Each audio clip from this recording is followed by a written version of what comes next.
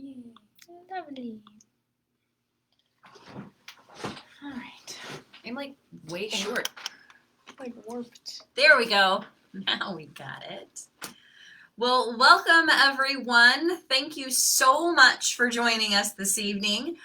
We're going to talk Sleep 101. What's it going to take to get some Z's tonight? Hopefully I will sleep good tonight. My name is Dr. Robyn Lawrence, and this is... And I am Dr. Sarah Ponica. And we are Get Well Family Chiropractic's doctors that take care of everyone, right? Yes. Which we love doing, very much so. Oh, and I wanted to make sure I turned down my phone because I wanted to be able to answer questions in the stream. There we go. Okay, got it. All right. So, this week we're talking Sleep 101, and we really always look forward to sharing and discussing these topics with you guys because we really want you to be educated and empowered, moved, touched, and inspired to really take care of your health, because your health is your responsibility. And getting good quality sleep really ultimately is going to boost your overall energy levels. It's going to allow you to have more time to spend on the things that you really love the most. And if you think any of your friends might benefit from learning about this topic, make sure to invite them over here, share it in your timeline, and create a Facebook watch party or, whatever your choice of sharing is. And also, as always, if you have any questions, feel free to drop them down in the comments and we will answer them as we go along or as needed afterwards, for sure. Let's get started. Let's do it.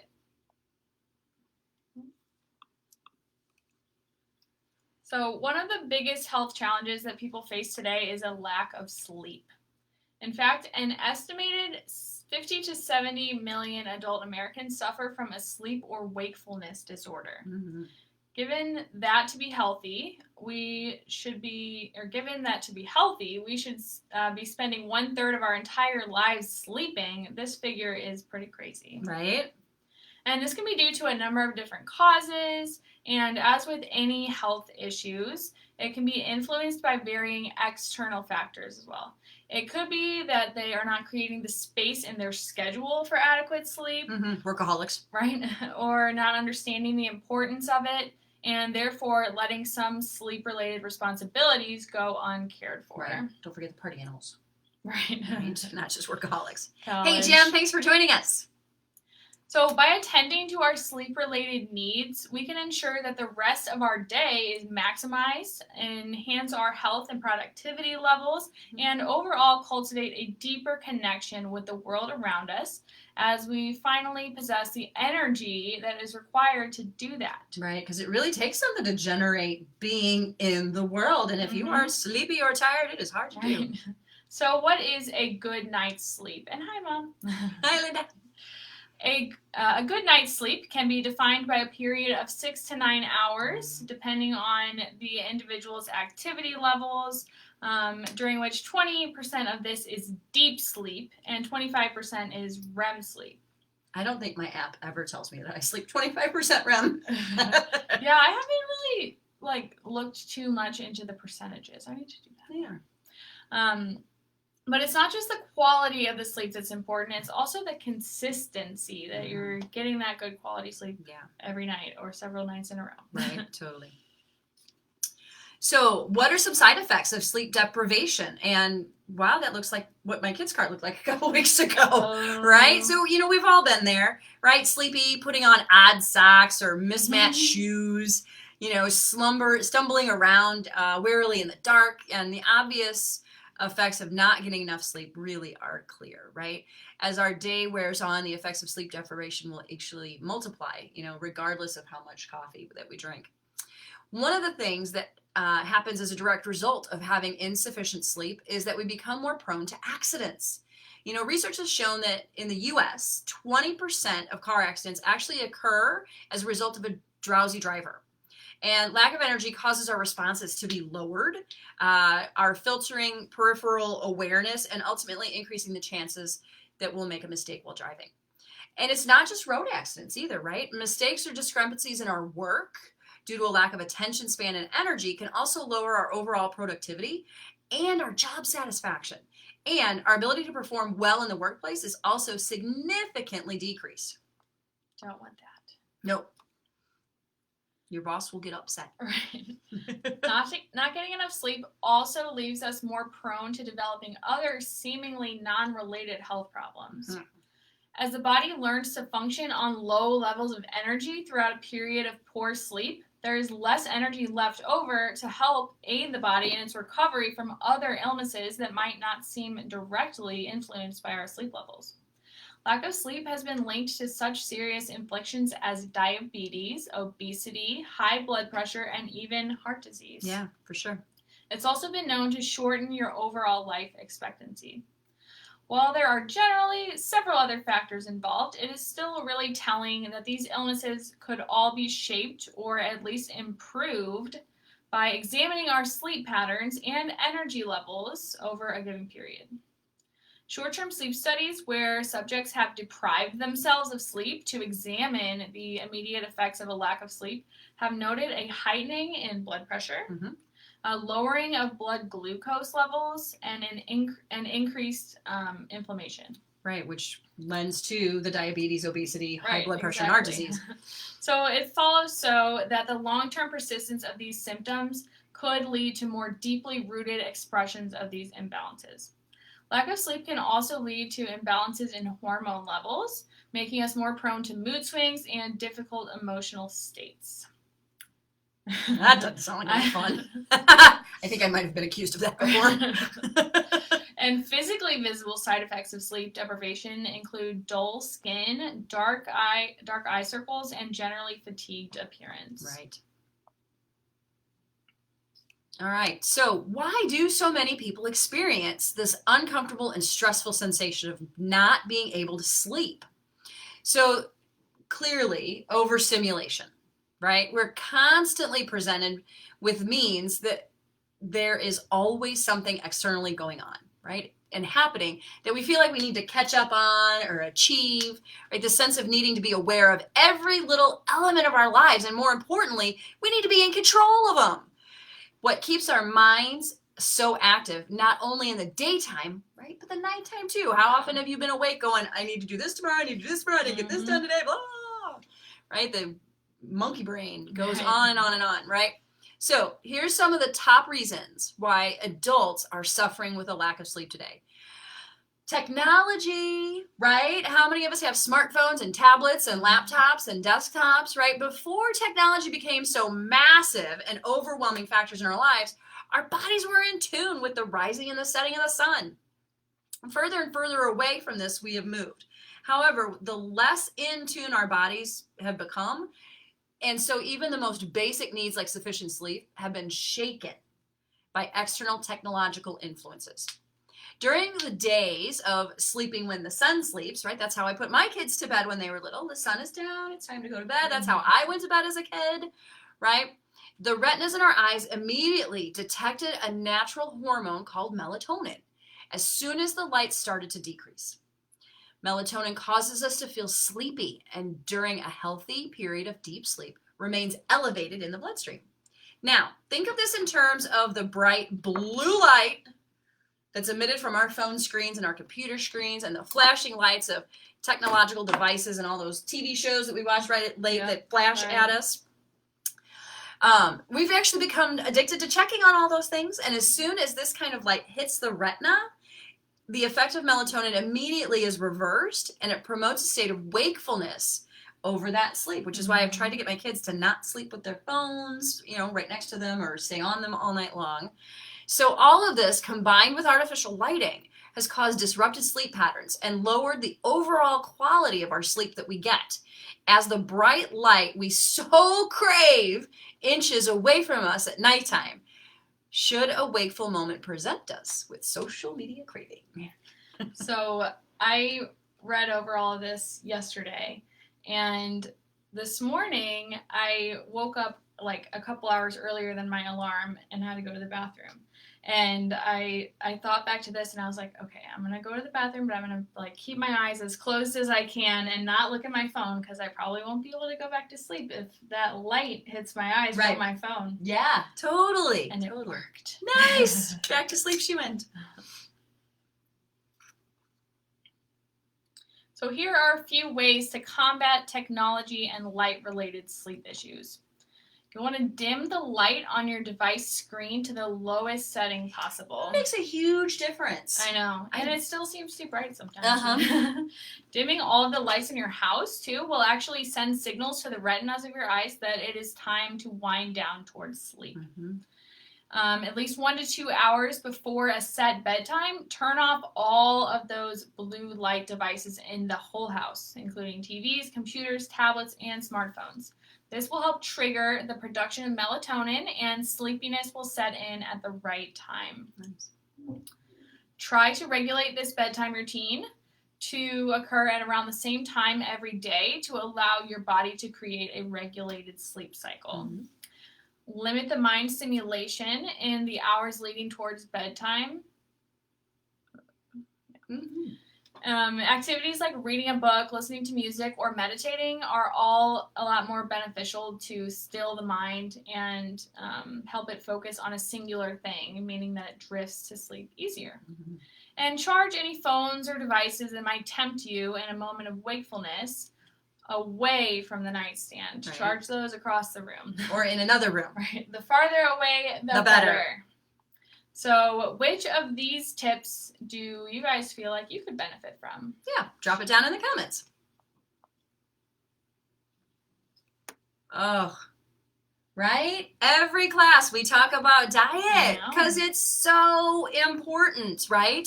So just as important as moderating our external experiences before sleep is making sure that our internal bodies are lined up for rest. Studies have shown that high sugar consumption, not just the bad kinds of sugar before bed or throughout the day, is a huge contributing factor to difficulties many people have in sleeping. Our physiology is not designed to deal with the typical carb-loaded Western way of eating, right? Our SAD diet, standard American diet, which is why insomnia and diet have been strongly linked. If you've ever put gasoline into a diesel engine, or the reverse, diesel into a gas engine, you'll know that putting the wrong fuel has less than ideal results. The same applies to us. Not only does the wrong type of fuel have the tendency to make us gain weight, but it can also wreck our sleep. Refined carbs, including white rice, sugar, products made out of white flour like bread, crackers, and cakes, are probably second only to caffeine in reducing the quality of your sleep. Knowing a little bit about how your body responds to food will make this clearer. Refined carbs get broken down into glucose in your gut and are absorbed very quickly into your bloodstream, as they have a high glycemic index, making your blood sugar shoot up to really high levels. Now, this is bad news for your body, so it releases a surge of insulin to deal with the threat.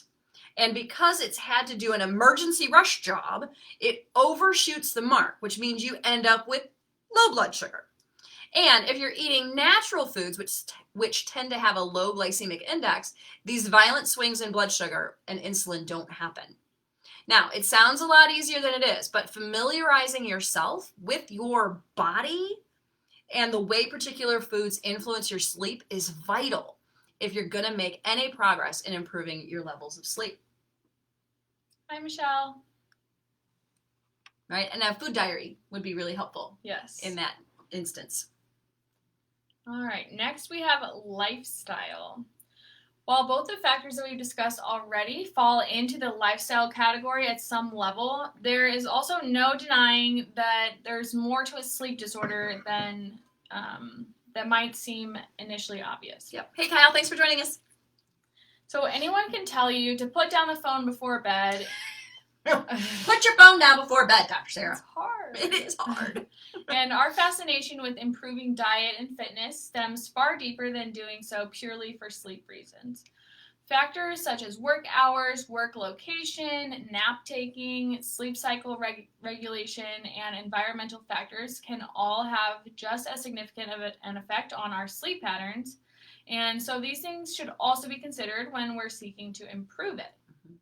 For example, if you work long hours at home and often don't stop working until later in the evening, then this can create a hazy, blurred confusion between sleep and work hours. Yeah. And that means that the quality of neither your work nor your sleep time will be optimized to what it could be. I almost yawned. We're talking about sleep. We're still working. If you take naps regularly and find yourself in need of sleep at random intervals during the day, this is generally an indication that your nighttime sleep patterns are a little bit out of balance. To minimize the necessity for naps and maximize the nighttime hours, try regulating your evening sleep cycle and adhering to a strict before-bed routine because, as we've already discussed, the hour or two before bed is the most crucial to your sleep quality. Yeah, for sure. All right, environment. So environmentally, it's often difficult to manipulate external factors to maximize your sleep quality. And yet there are several things that can be done. Clean up your room, right? Sleeping in less clutter reduces the stimulation around us and clutter in the brain. Light a candle, right? Something so simple as lighting a candle or diffusing essential oils and turning off all your devices an hour before bed can really contribute to sleep quality. Minimize outside noise, and it might seem obvious, but choosing an environment that's not overly impacted by outside noises and disruptions is a huge way to improve your sleep quality, right? And if you know that you're a light sleeper, make sure you consider that when choosing a bedroom, right? And you can use those little white noise machines to help block out some external sound. Or on YouTube, right, you can turn on, there's actually frequencies of sleep music that bring the brain waves down into that sleep pattern, and they can play all night long, which is my tool of choice. Again, I don't know how many times we got to say it. No. Turn off your phone. Hammer it in. Right? We cannot stress this enough. Too many people still rely on their phone during the nighttime hours. And arguing your case by saying you need it to wake up is just an excuse. Which brings me to tip number 5. Buy an alarm clock.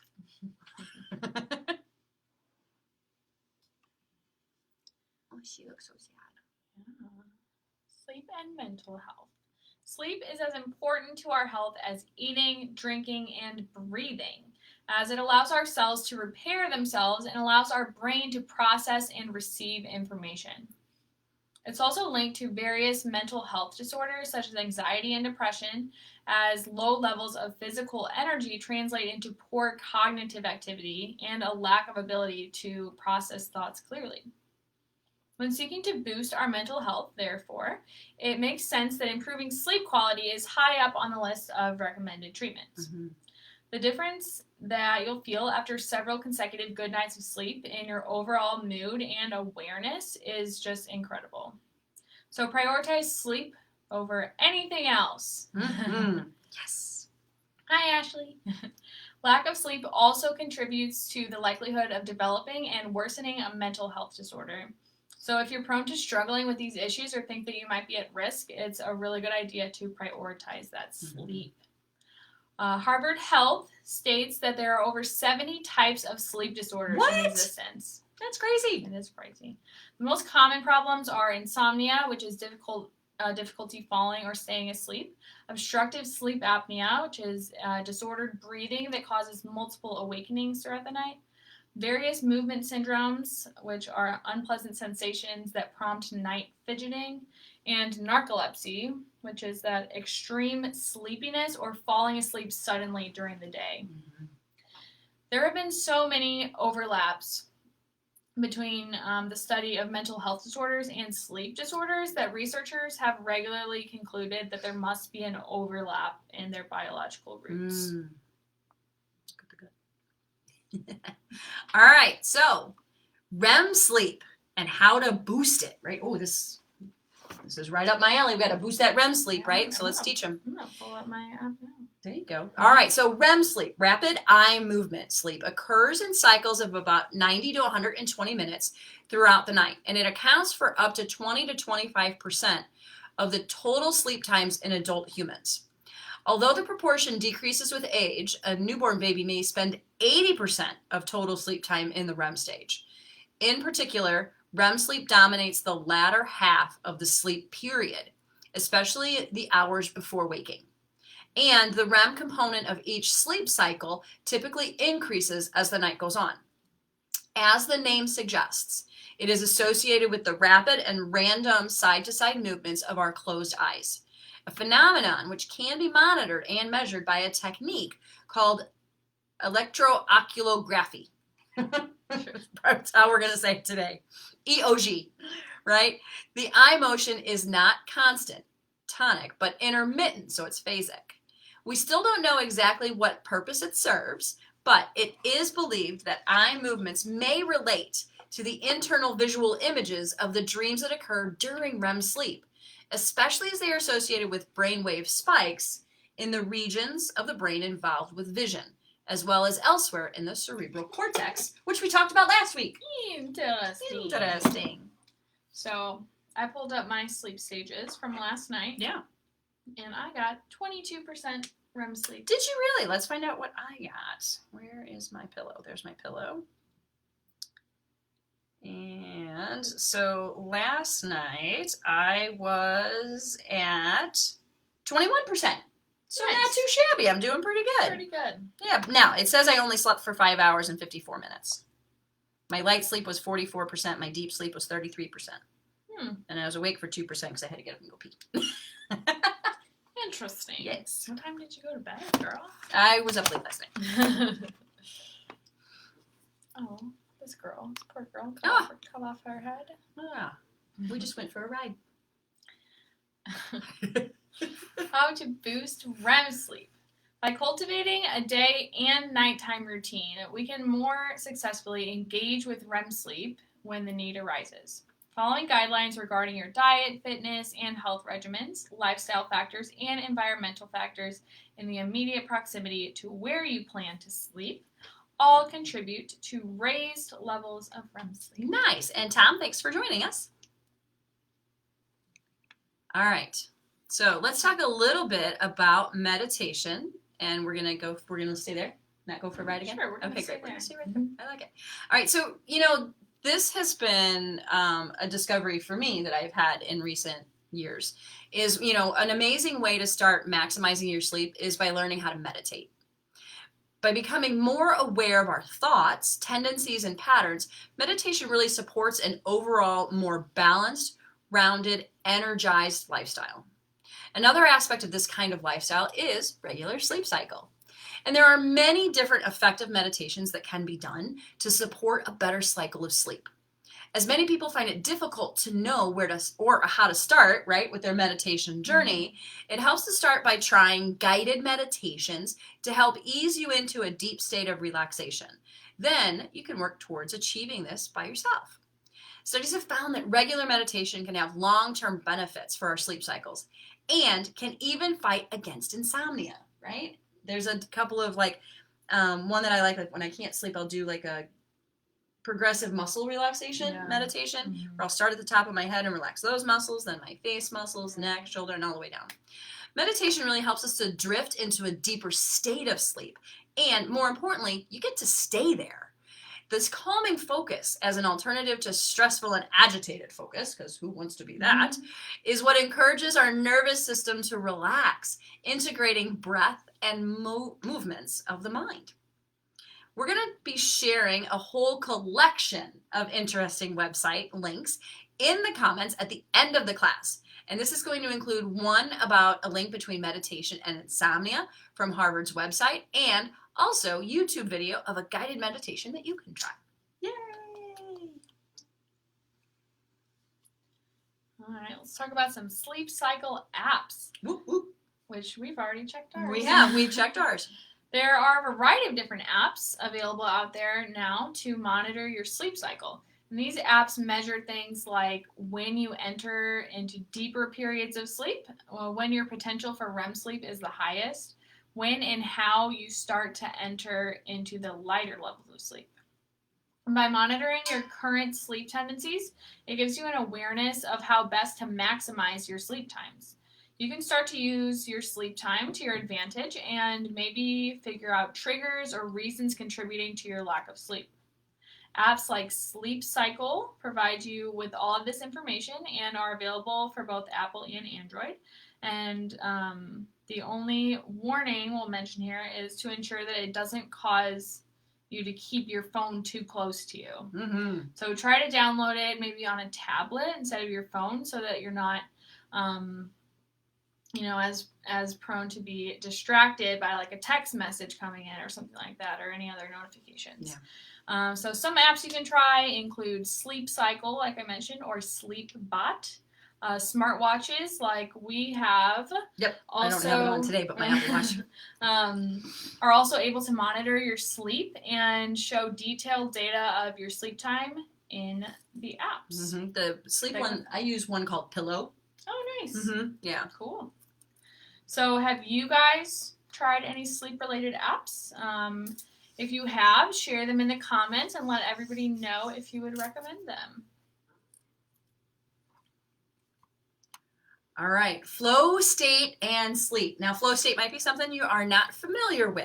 So any artist who is familiar with the deeply focused sensation of flow state will know that it's a state during which our creative capacity is heightened, leading to a more intense, lengthened state of focus. It can also feel like we're more deeply in tune with our bodies and our minds. It's interesting to consider our capacity to focus in terms of our ability to cultivate deep states of sleep. As the brain waves involved in maintaining flow state are, so brainwave patterns like alpha or theta, are the same brain waves involved in maintaining continued and deep sleep states. Therefore, it follows that after an intense period of flow state, we find it easier to get to sleep. Channeling energy in one direction consistently means that energy is more accustomed to going down these pathways. This improves our capacity to enter into any state, including a state of deep sleep. Now, there are many different opinions surrounding insomnia and creativity, most of which differ depending on the individual. Some people claim to find it productive to stay up and work all night, right? Only entering into a focused state during these hours, while others strongly assert the benefits of nightly sleep routine and balanced sleep pattern. In the end, it really comes down to lifestyle factors and figuring out what best works for each individual. If flow state is elusive for some during daylight hours, it makes sense for them to postpone any work-related pursuits and vice versa. The science is there to back it up. However, that achieving a state of deep sleep is a similar sensation of continued focus and calm awareness that exists during flow state. Psychophysiological insomnia. Ooh, that's a big word. It is. Like a P, Alex? You got a couple.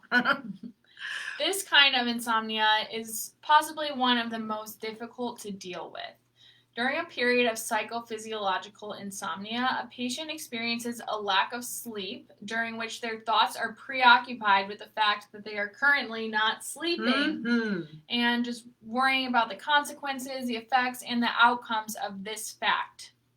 If you've ever had a big meeting and experienced a lack of sleep the night before as you just apprehend and overanalyze the potential outcomes of the day ahead, then you will know the feeling.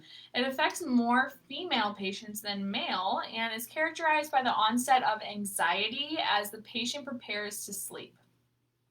Worrying about the quality of the impending night's sleep, the duration or lack thereof, and the consequences should they not achieve sufficient sleep. The preoccupation with sleep stems from an initial experience of insomnia and subsequent development of a fear of returning to that state causes the onset of that psychophysiological insomnia. And this disorder can be treated by engaging in relaxation techniques and meditation to first calm down our nervous system, the mind, and the body to prepare it for sleep. Right? Yeah, like as you're going over this, I'm thinking, that day where you've got to set the alarm and you've got to get up and you're like, oh my God, I hope I don't sleep through my alarm. I hope I don't sleep through my alarm, or I'm going to miss my alarm, right? That ruminating thought just sticks in there. All right, so let's talk about some sleep-enhancing foods, right? Now, we've discussed the importance of a regulated and balanced diet in cultivating a healthy sleep pattern, and there are actually some foods which encourage and promote a deeper sleep more so than others. Eating protein-rich foods that are rich in the amino acid tryptophan, I think we've all heard of that one on Thanksgiving Day, can be of benefit to those seeking to improve their sleep. This amino acid helps to encourage the sleep-producing hormone melatonin. Chicken, turkey, milk, and dairy, nuts, and seeds are all good food choices containing tryptophan. And combining these with rice, pasta, or potatoes helps the body reap the most benefits from tryptophan. Now, if you're someone who prefers not sleeping after a heavy meal, there's also certain snack foods which better encourage sleep than others. And the trick is to simply be aware of the effects before you go to sleep. So foods with naturally occurring amino acids such as walnuts, almonds, leafy green vegetables, and root vegetables, which are great now in the fall, are great grounding choices that will turn you to a calmer state of mind and ease anxiety before retiring for the night. Essential oils. Yay! We love them too. For anyone who's not familiar with the concept of essential oils, they are essentially broken down volatile organic molecules that can change quickly from their solid or liquid state at room temperature. So they're called volatile because they change state so quickly like that. But the most important fact to know for the benefit of this class is that they are derived from organic plant sources and that they can be very powerfully fragrant. Some of these natural fragrances have been proven to promote and induce a calmer state of mind and encourage a more balanced central nervous system, which allows us to prepare for sleep more effectively. So for this reason, many people use essential oils like lavender, chamomile, sandalwood, ylang ylang, and cedarwood, among others, in their sleeping areas to help infuse the air with pleasing, calming molecules and relax the nervous system and just encourage deeper breathing as you fall asleep. Do you have any others that you like to use for sleep? No, those are cover the bases. Yes, those are beautiful. Yeah, absolutely beautiful. A study was conducted examining the effects that lavender has on the nervous system, and it concluded that the use of this essential oil has positive impacts on the emotional state and physical tension involved in sleep disorders. Essential oils have so many benefits, and they are a great area to begin exploring if you're new to the potential that they hold to help regulate your sleep pattern. Absolutely. And if you would like more information on therapeutic grade, really top quality oils, the brand that we use in the office is doTERRA, and I'm happy to share with you how to explore, order, play with, and utilize oils as part of your medicine cabinet. Yeah. All right, so other strategies to promote sleep. So as we really mentioned quite a few strategies that are effective in promoting a deeper state of sleep. And I'd love if you took the next few moments to consider which one might suit you best. And, share that down in the comments. And if you have any past experience with trying any of them, right? So what have you tried? How did it work? We'd really love to see what's going on. So from meditation to journaling, to yoga, to changing your diet, and learning how to use essential oils, there are a number of strategies you can try to improve your sleep. And I encourage you not to give up trying if one doesn't have the immediate desired effect, right? It can take a while and a lot of trial and error to figure out what works best for you and your particular sleep. All right, Jim, I will be in touch with you. I lost my place. Immediate desired effect. Thank you. It takes a while and a lot of trial and error. Now I remember where I'm at. Really to figure out what's going to work best for you and your particular sleep issue and your lifestyle. So, don't lose heart if one thing doesn't work.